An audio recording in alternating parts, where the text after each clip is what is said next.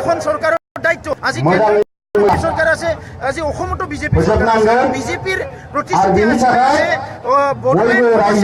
সকলে সমস্যা সমাধান কৰিব যদি তেখেতসকলে ক্ষমতালৈ আহে আৰু আজি সমস্যালৈ আহিল ক্ষমতাত অহাৰ পিছত 4 বছৰ বিজেপি চৰকাৰ আজিলৈকে সমস্যা আগবাঢ়ি আহিল চ' আমাৰ এটা প্ৰশ্ন আহিছে democratic government those who are sitting in the power who are ruling the government democratic mindset আছে নেকি যদি আছে কথা পাতিব পৰা নাই এইটো যে আলোচনাৰ মাধ্যমেৰে সমস্যা সমাধান লাগে এইটো এটা আহ্বান আছিলে আন্দোলন হয় যেতিয়া মানে বিভিন্ন ধৰণৰ সংগ্ৰাম চলে চৰকাৰী পৰা আহ্বান আহে যে আপোনালোকে সমাধান কৰিবলৈ আলোচনালৈ আহি পেলাই এনডিপি প্ৰগ্ৰেমে কৰি আছে কোনো সমস্যা সমাধান নাই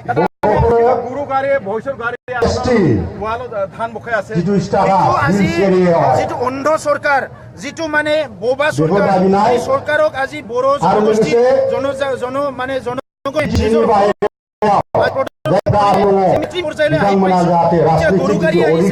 বিভিন্ন আহিছে আৰু অনাগত দিনত সমস্যা যদি সমাধান নকৰে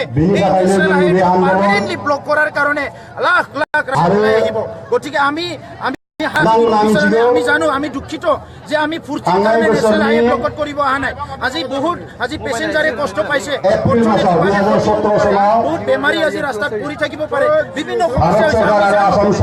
ফুৰ্তিৰ কাৰণে অহা নাই আজি চৰকাৰৰ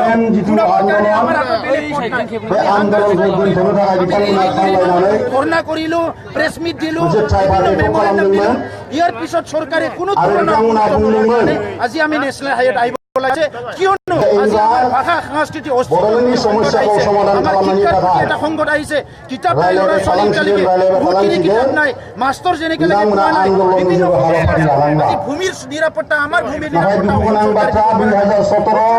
একো কৰিব পৰা নাই খবৰ লাগিব बोसोरसे बारलांबाय बे बोसोरसेयाव